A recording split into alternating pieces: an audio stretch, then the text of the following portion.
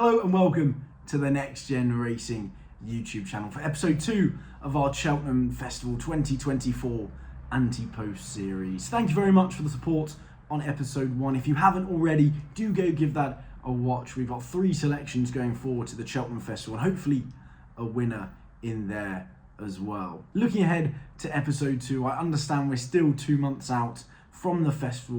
We may have a novice hurdler who hasn't even made their hurdling debut, and we'll have plenty of winners getting down to their mark over the next month or so. So we're going to take it relatively easy in this episode. We have 3 horses to follow at big enough prices heading forward to the festival. So if you do enjoy it, please like, subscribe, and keep watching away. But without further ado, let's get into it. The first horse to watch going forward is perhaps a supreme runner in Bulldog, who won on New Year's Day at Tremor in very good style in hurdling debut. I was very taken with the way he got the job done. He was a little bit novice-y over his first hurdles, but then he hurdled them very nicely, very efficiently, settled and kicked clear of Gorgeous Tom by 5.5 lengths. He was giving him £8 that day, and I do think Gorgeous Tom's a nice yardstick. He was second to Caldwell Potter, beaten 7 lengths. So for Bulldog on his maiden hurdle, his hurdling debut, to go and beat Gorgeous Tom by 5.5 lengths, I thought was a very, very good performance. If you look at the time of the race, it works out very favourably with the winner of the next race, Binks. From the first hurdle, he was about 4.5 seconds quicker than Binks, who's rated 105. And it wasn't just the fact that he was quicker than Binks, it was the fact that they went a quicker pace early doors. Binks then caught up, if you take it in that perspective. But then again, Bulldog went away at the line and stretched clear and galloped all the way through the line in the heavy ground at Tremor. And you don't want to be caught out with horses at Tremor that can go on to good things. You look at the likes of El Fabiolo, who won here. Sambois in the past also won this race en route to Cheltenham Festival glory in the county. So it is definitely a race that you do need to keep your eye on. Is Bulldog going to be kept for chasing and maybe not contesting these big Grade 1s at the festivals? I'm not too sure, but he has been handed a 2-mile Grade 1 entry at the Dublin Racing Festival. He was also handed an RPR of 141 for that win, which is higher than anyone else in the race has done. So I do think he's definitely a horse to keep your eye on. He's a lovely looking grey. He has a lovely stride on him. He galloped all the way through the line. If the Supreme does set up to be a stout stamina test, as we have seen in the past, I think it is going to suit Bulldog. And at 40-1, he's definitely one to keep an eye on if he does line up at the Dublin Racing Festival. The second horse to follow comes in the Albert Bartlett, and I think this is a very muddled market at the moment, and it's very hard to put your finger on the winner, but Lochlin is the one that I've come down on at the moment. I think High Class Hero is exactly that. He's a very high class horse, but he looks like a top of the ground horse. I know he won on what was described as heavy ground last time, beating the big Doyen. It'd be interesting to see him come out. I think he's going to be coming out either Thurles in the race that Monkfish won or at the Dublin Racing Festival. So it'd be nice to see High Class Hero back out. But Lochlin is the one who I'm seriously keeping my eye on at around the 16-1 mark. He beat Firefox on his second bumper start before finishing a respectable 9th in the champion bumper. But this year, obviously, putting a hurdle in front of him has brought him on leaps and bounds. He won by 10 lengths on hurdling debut over 2 mile 5, and then went to the Jaguar Land Rover, a Grade 2 contest at Limerick, which I do think can sometimes A, turn into a bog, and B, it has been Gordon Elliott's feeding ground over the last 5 years. So I thought it was very eye-catching that Willie Mullins decided to send Lochnan here. They went very slow in the early stages. Lochlin took a keen hold, jumped okay, but he took it up and he was going away in between the second last and the last before sprawling at the last, making a big mistake. Looks like he lost a lot of momentum, but got back up and went away at the line, winning by only a length. But I think he was worth more than the margin of victory there. He beat Stella Story and Answer to Cafe, and I do think he could be one who has that touch of class going to the Albert Bartlett. He's only had the 2 runs over hurdles. He'd probably be going to the Nathaniel Lacey, the Grade 1 over 2 mile 6 at the Dublin Racing Festival.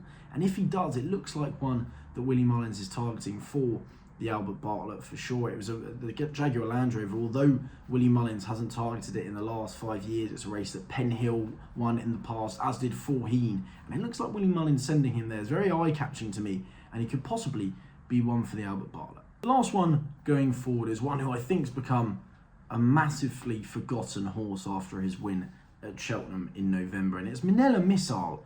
And I haven't heard too much of what Minella Missile is going to be doing after his win at Cheltenham when he beat Captain Teague and the big Doyen, but I thought he did it in great style. He was weighted out the back with Adam Wedge, jumped perfectly throughout, got the inside rail, got the job done, won by a length and a half. Captain Teague has since gone and won the Challow, and make of what you will of the Challow, he's still put to bed a Grade 1 winner there, and he was going to go to the Challow himself. They decided against that. I'm not too sure what the plan is now, but they've kept him aside. If he goes to the Ballymore or the Albert Bartlett, I think he's a very worthy contender. He's around the 14-16 to 1 mark for both, especially with non-runner no bet. So I think he's one that you definitely have to keep an eye on. He's unbeaten under rules, especially when you look at the way he beat Captain T last time out. He looked very efficient in everything he did. He didn't waste any energy being too keen, jumping awfully, having to make up any ground. I think he did everything very easily, and he's definitely one to keep an eye on, who's sliding under the radar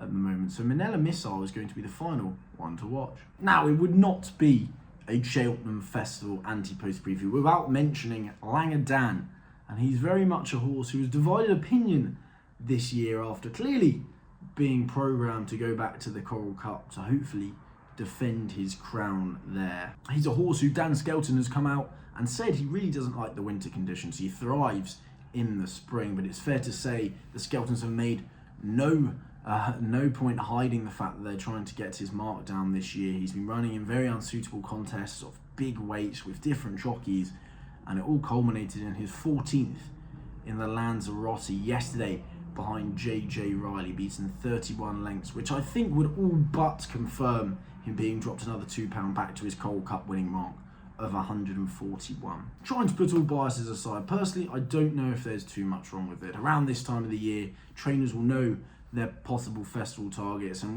once they are qualified or know they're going to get into the race, they're going to be wanting to run off the lightest possible weight, and if that means doing it the way Langadan's doing it, of course, the reason it's getting the most publicity is because it's the most blatant of them all. He doesn't run well until the spring, and the only way they're going to do it is running him in unsuitable races and getting his weight down. But luckily, unlike some of the handicap plot jobs, as the old cliche goes, Langadan's there for everyone to see. So I do think, I know he's 12 to 1 non-runner no bet. It's not a price that I'm getting involved with whatsoever. I probably wouldn't advise to be getting involved with. But luckily, for the people who don't find it pleasing to see Dan Skelton dropping Langadan back to this mark. Luckily, we do have hindsight of being able to look back and see exactly what he did last year off the exact same mark. And if you do want to pull the trigger at around the 12 to 1 mark, you know the exact intended target. He's only 8 years old, and he's one who I don't really have